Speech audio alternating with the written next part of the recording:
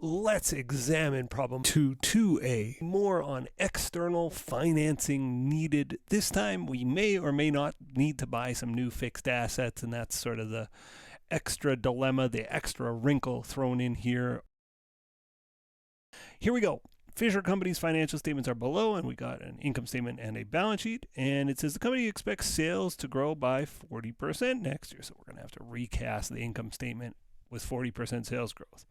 It says it's going to have a 25% payout ratio, dividend payout ratio, and all costs, current assets, current liabilities are expected to increase with sales, implying long-term debt, equity, and net fixed assets are not.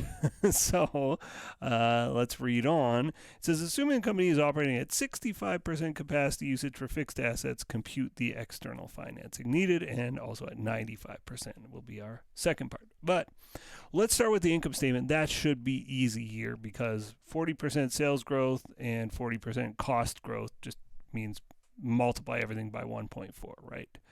This is all plus 40%. So 7,500 adding 40%, we multiply by 1.4, we get 10,500.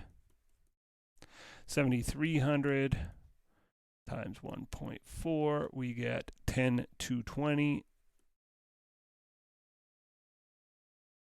10,500 minus 10,220 is 280. That also happens to be income before taxes times 1.4. 60 times 1.4 gives us 84, and again taxes are 30% of income before taxes, so 280 times 0.3, it's also 84. Net income, 280 minus 84, 280 minus 84, our new net income here is 196. Okay, we've projected our income statement. That'll be the same in both scenarios because we're only worried about capacity of fixed assets, and that's going to create some potential borrowing. But let's go on to project our balance sheet, and we're given that current assets and current liabilities are going to go up by 40% in this scenario. They vary with sales. So sales are up 40%. We're going to need 40% more working capital, for lack of a better word. So 2,000 times 1.4. 2,800, and 1,500 times 1.4 is 2,100. Okay, now the $1 million question. Before we can solve for the equity, well, we could do the equity if we wanted, but before we do that, let's do net fixed assets. We have enough information to do that as well. The question says the company's operating at 65% of capacity with its fixed assets. So we got to answer the question, do we need to buy any new fixed assets? Do I need new fixed assets to sort of fill a 40% increase? Well, very simple calculation. We're at 65% of our maximum, and now it's saying we want to increase by 40%. Production's got to go up by 40%. Presumably we need 40% more assets. Well, if production goes up by 1.4 times, 40% more, where am I at? 0.65 times 1.4, I'm at 91% of capacity. So if I go from using my assets 65% to 90%, do I need to buy new ones? The answer is no. I mean, we might have to replace or repair some, but no, we don't need to buy any new ones. We're operating at 60% capacity. Maybe we're operating, 2 shifts, and now we can just add a shift but still use the same assets. So no, I don't need to buy any new assets. That means my net fixed assets can remain at 4,000. So 2,800 plus 4,000 is 6,800. My total liabilities and equity then will be 6,800 in this scenario. We can solve also for equity. Remember, equity is beginning equity plus net income. I like to subtotal it here.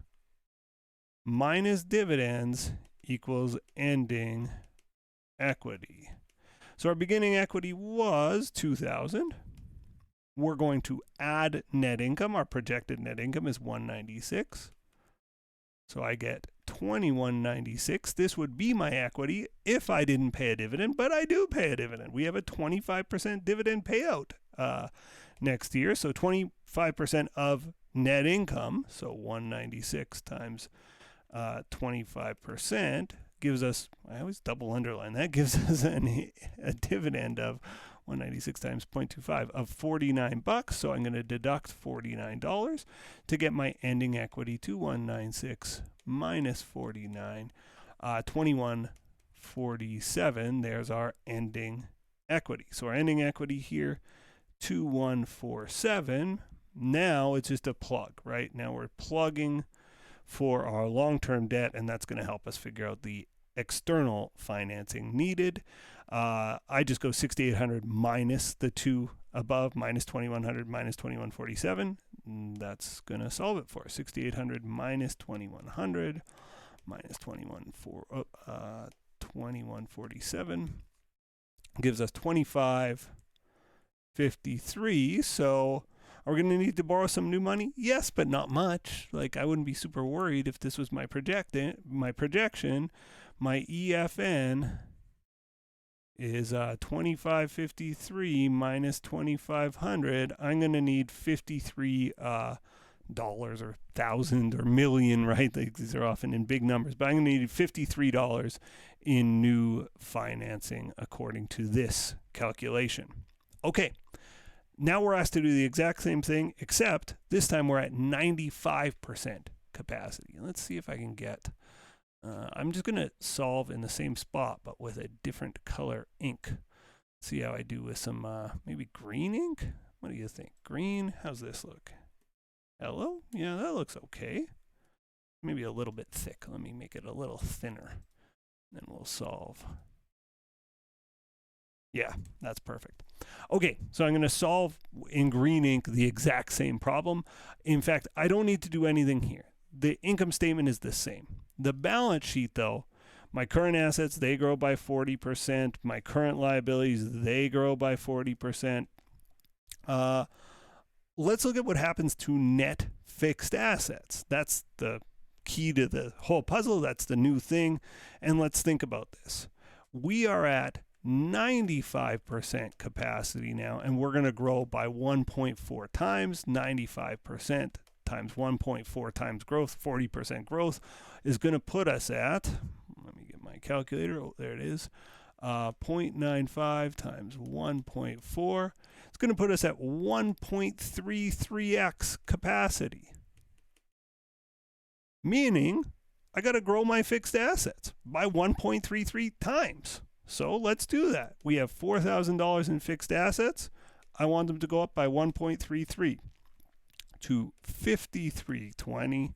Our new total assets then, 2,800 times, or not times, plus 2,800 plus 5,320 is 8,120. Now it's all the same math on the other side. We just have to sort of redo it. Our current liabilities are 2,100, same as before. Our equity, same as before. So it's going to be beginning equity, 2,000, just as it was. Our net income, because our income statements are the same, is the same. Our dividend payout ratio remains the same. So our ending equity is still 2,147 in this new scenario. We've just got to plug then. We know our total assets now are 8,120. They're higher, right, than the new total assets. So our total liabilities and equity has to match that, has to be 8,120.